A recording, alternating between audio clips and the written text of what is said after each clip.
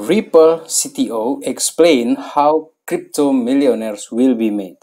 Jadi si David Schwartz di sini yang merupakan CTO Ripple menyatakan bahwa bagaimana nanti itu akan muncul para crypto millionaires itu ke depannya. Kemudian ada juga Vitalik Buterin yang menyatakan bahwa something important is about to happen ya. Dan akan terjadi sebentar lagi, katanya si Vitalik Buterin. Sementara itu, XRP juga dinyatakan is closer to beginning. Dan ini dinyatakan oleh Smithy di sini ya, bahwa ke depan ini, di masa depan teman-teman, XRP ini akan equal kepada 10 juta dolar dalam hanya 10 koin XRP saja. Ini dinyatakan oleh E. Smithy. Dan E. Smithy ini adalah salah satu XRP Army lah yang kita katakan seperti itu ya. Dia dengan pseudonym ya, dengan nama aslinya dia di sini itu adalah Eric Finnerud yang menyatakan antusiasmenya dan memprediksikan XRP sampai sejauh itu teman-teman.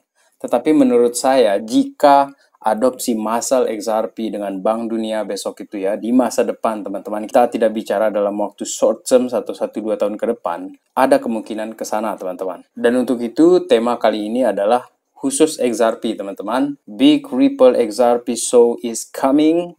Dan mumpung juga ini XRP lagi murah-murahnya, undervalued-nya teman-teman. Untuk itu, let's dive in my friend. Welcome back everybody to Black Cuan. Terima kasih telah mengupdate berita kripto dari channel ini. Jika kalian baru di channel ini, silakan menekan tombol like, kemudian mensubscribe channel ini, dan jangan lupa untuk membunyikan loncengnya agar ketika saya mengupload berita nanti, kalian bisa langsung mendapatkan notifikasinya. Terima kasih ya. Yang pertama di sini saya ingin bahas ya untuk kejutan-kejutan yang akan datang ini. Ini berkaitan dengan si Kevin O'Leary ya, yang meskipun ini dari FTX itu dia sudah rugi besar di sini teman-teman. Tetapi saya ingin menyatakan lagi, siapapun orangnya kita tidak peduli. Yang penting pesannya logik atau tidak. Dan di sini saya ambil beberapa saat sebelumnya ya, Kevin O'Leary ini pernah menyatakan ya, panic event itu memang dibutuhkan sebelum akhirnya kripto itu ketemu bottomnya.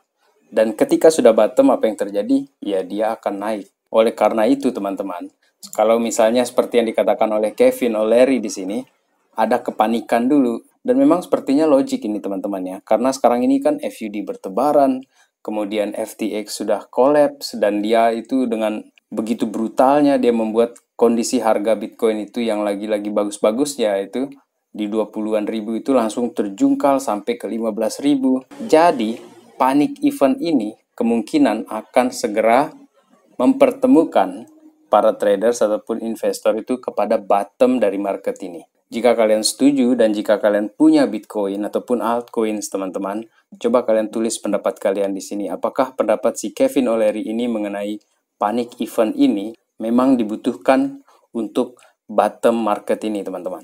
Sementara itu saya juga mengutip di sini dari Peter Brand ya, yang merupakan analis veteran ya di kripto ataupun saham.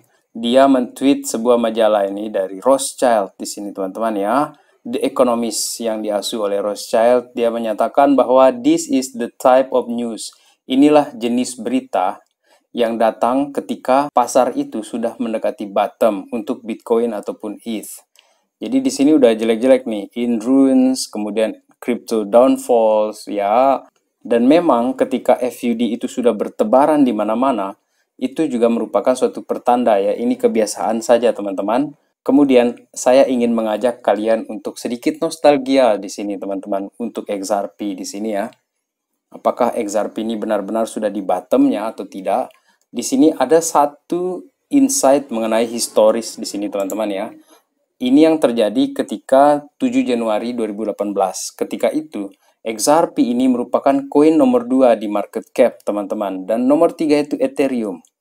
Jadi, memang kita tidak pernah lepas di pasar ini itu dari aktor-aktor jahat ataupun pemain-pemain jahat ya. Karena apa yang terjadi pada tanggal 7 Januari itu tiba-tiba berubah, teman-teman. Di sini dari CoinDesk juga saya mencoba untuk melihat berita-berita yang dulunya. Jadi di sini CoinMarketCap removes South Korea Exchange, Ripple market cap drops 20 billion. Dalam 2 hari setelah tanggal 7 itu Ripple berada di peringkat 2 teman-teman. Dia langsung terjungkal hanya dalam waktu 2 hari. Kemudian dia langsung digantikan oleh Ethereum pada saat itu. Jadi, untuk pemain-pemain besar seperti FTX yang merugikan banyak orang ya, termasuk Kevin O'Leary itu dirugikan oleh FTX, aktor-aktor jahat ini menjadi penyebab dari bottom market itu ataupun terjungkalnya aset-aset yang lagi bagus-bagusnya di sini teman-teman. Termasuk Ripple di sini yang kena dampaknya pada saat itu. Dan kalau kita lihat juga ya, ini berita pada tanggal 9 Januari dan dari Forbes juga ya, pada tahun yang sama 2018, tapi ini Januari tanggal 22 2018 teman-teman. Ripple drops as nervous investor flee cryptocurrency. Jadi banyak investor di kripto itu ya, terutama di Ripple itu keluar dia teman-teman, gara-gara dia ketakutan. Dan memang ketakutan itu sengaja dibuat di sini teman-teman, apalagi berkenaan dengan kejadian pada tanggal 9 Januari 2018 itu. Sehingga apa yang terjadi pada Ripple yang meskipun dia sudah bertengger di peringkat kedua di sini market cap-nya teman-teman, itu langsung dia tumbang teman-teman pada tahun 2018 tersebut. Yang menjadi pertanyaan saya sekarang, dengan semakin masifnya Ripple ini bekerja sama, partnership-nya, kemudian dia diterima di negara-negara, banyak sekali negara yang sudah menerima dia, baik itu di Asia ataupun di negara Amerika Latin ya. Apakah kejadian pada 2018 ini akan terulang di Ripple? Menurut saya tidak teman-teman. Karena sekarang basis fondasi untuk Ripple ini udah semakin bagus ya. And this is not financial advice. Meskipun saya membagi info mengenai Ripple ini, tetap teman-teman, this is not financial advice ya. Kemudian kalau kita kembali ke masa depan ini, ke sekarang ini teman-teman ya. Di sini ada tweet dari Anders ya. Crypto market ini memang sedang collapse, kemudian ada scams di mana-mana, kemudian Ethereum 2 itu masih tinggi fee-nya teman-teman, masih belum menjamin, kemudian ada SBF yang menghancurkan market ini, kemudian ada Coinbase yang mulai pecat-pecat karyawannya, kemudian ada juga Luna, kemudian Sol yang halting every week, same time, di waktu yang sama teman-teman. Ripple is hiring. Ripple ini tetap mempekerjakan orang-orang. Kemudian ODL-nya dia, on demand liquidation-nya dia itu exponential growth, berkembang secara eksponensial. Kemudian 1 billion, 1 miliar dolar itu ada di cash-nya mereka, dan XRPL, XRP Ledgers maksudnya di sini, working perfectly for years and years. Sementara Ledgers-nya dia, XRPL ini bekerja dengan baik sekali atau berfungsi dengan baik sekali dan terus dia meningkat secara sempurna dari tahun ke tahun teman-teman. Sehingga menurut saya apa yang terjadi di 2018 itu merupakan salah satu event yang perlu untuk kita pahami ya, bahwa ada aktor jelek-jelek yang ada di kripto ini, tetapi proyek-proyek yang kuat itu pasti akan bertahan teman-teman, dan itu sudah dibuktikan oleh Ripple. Dia tetap berada di 10 besar ya, kalaupun keluar-keluar masuk lagi seperti itu. Kemudian kalau kita lihat lagi perkembangan terbarunya ini, salah satu berita juga ini sudah pada tanggal 17 November ini ya. Saya bahas lagi di sini, Ripple to conquer. Ripple akan menaklukkan 156 triliun market, teman-teman. Jadi ODL-nya itu sudah live 90% ini di market. Kemudian ada tambahan 19 consumer baru atau customer baru. Dan akankah Ripple hit $10 ke depannya? Menurut saya, di dalam waktu-waktu yang akan datang, saya yakin bahkan mungkin lebih dari $10. Itu pun bukan financial advice ataupun hype yang berlebihan di sini. Karena apa yang saya pandang di sini, insight saya di sini adalah long terms teman-teman. Masalah berhasil atau tidaknya nanti kita lihat saja nanti di masa depan. Untuk sekarang ini kita beropini ria saja dulu. Dan meskipun beropini, kita juga ada dasar-dasarnya ataupun ada berita-beritanya seperti itu teman-teman ya. Kemudian sekarang ini untuk Ripple di sini yang terbaru lagi ya, Bank of America. Jadi bank terbesar di Amerika ini akan berpartner dengan Ripple untuk ODL service-nya tersebut teman-teman. Tetapi setelah permasalahan hukum dari XRP dengan SEC ini selesai teman-teman.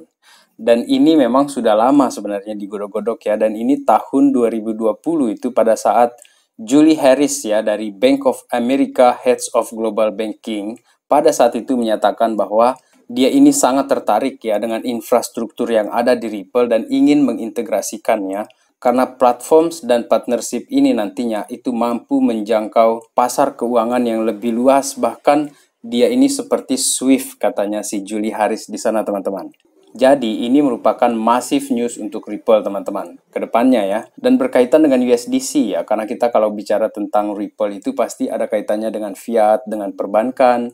Kemudian sekarang ini teman-teman, The Fed ini yang ingin meluncurkan mata uang digitalnya dolar itu ya. The Fed di sini, Fed's Bar ya, Michael Barrs ini mengatakan bahwa stablecoin ini adalah urgent risk requiring guardrails. Michael Barrs menyatakan bahwa stablecoin di sini harus diberi pengawasan, harus diawasi, harus di-guards dia dengan baik untuk menghindari resiko kerugian investor ke depannya. Dan concern ini justru ketika digital dollar itu akan dikeluarkan teman-teman. Jadi teman-teman, kemungkinan besar dolar digital itu tidak ingin ada saingannya, atau bisa jadi juga memang niat mereka ini murni untuk menyelamatkan investor teman-teman. Jika kalian punya pendapat yang lain, silakan menulis di kolom komentar di sini mengenai regulasi-regulasi stablecoin yang Michael Barrs ini ajukan ya. Karena mau tidak mau juga apa yang mereka ajukan ini, si Michael Barrs di sini ajukan, itu juga nanti akan berimbas juga dengan ODLs ataupun XRP di sini teman-teman. Karena XRP itu kan fokusnya tentang keuangan. Sehingga kalau aturan ini mulus, lancar, clear, dia bagus, maka itu juga merupakan sebuah peluang yang bagus juga untuk Ripple nanti ke depannya. Dan Bank of America nanti itu akan benar-benar confident ketika dia partnership dan mengintegrasikan ODLs-nya dari XRP tersebut, teman-teman. Dan satu hal lagi saya ingin tambahkan di sini. Michael Barrs ini, teman-teman, bukan orang asing ini untuk Ripple ya. Jadi si Michael Barrs ini ya yang merupakan mantan dari US Department of Treasury ya, dia ternyata teman-teman bergabung dengan Ripple pada Juli tanggal 29 2015 dan dia menjadi penasehat di Ripple teman-teman. Dan setelah dari Ripple dia balik lagi ke government dan dia mendapatkan tugas baru di sini. Dari Coindesk di sini saya sudah jelaskan di beberapa video yang lainnya, cuma saya mengulang kembali jika ada teman-teman yang mungkin baru melihat perkembangan ataupun siapa si Michael Barrs di sini ya. Jadi, former crypto advisor. Jadi, dia mantan penasehat kripto XRP, Michael Barrs ini, confirm as top US financial watchdog.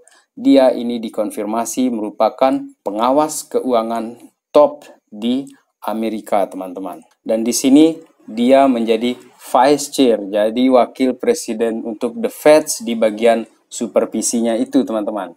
Sehingga menurut saya, lengkaplah segala teori-teori kita selama ini mengenai Ripple karena tidak ada orang lain di sini teman-teman.